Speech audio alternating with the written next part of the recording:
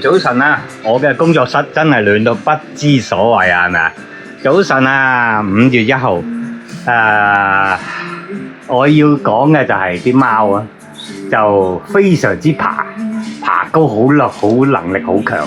我呢個天花板嘅大佬，天花板佢都可以爬到上去，呢隻最矮㗎啦，米魯特仔啊！呢係拿破崙短腳之中嘅比較可愛啲嘅啦。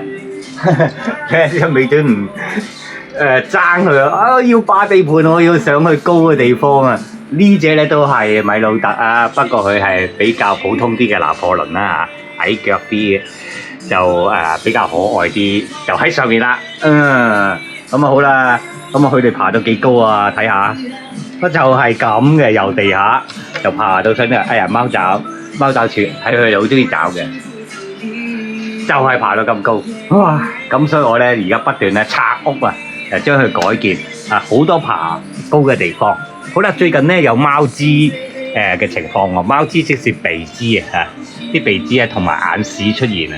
咁我哋要用夏桑菊板藍根喺啲糧嗰度混雜俾佢哋食冇問題嘅。我食咗幾餐，佢哋少咗啦。不過我每日一次咧，我都要整一整佢啲眼嘅部位有啲眼屎鼻水跡咁樣。咁啊，5月天係咁噶啦。好啦，多謝晒收看，拜拜，下次見咯。呢隻食咗好多劑啦，5、6劑啦。咁而家好多啦一人就清理一下佢嘅眼嘅地方嘅部位啦，係咪啊？4、5個月大噶啦。我都唔知道點講咯。多謝晒收看，拜拜，下次見。我係香港人，隻寵樂阿陳，改造隻嘅。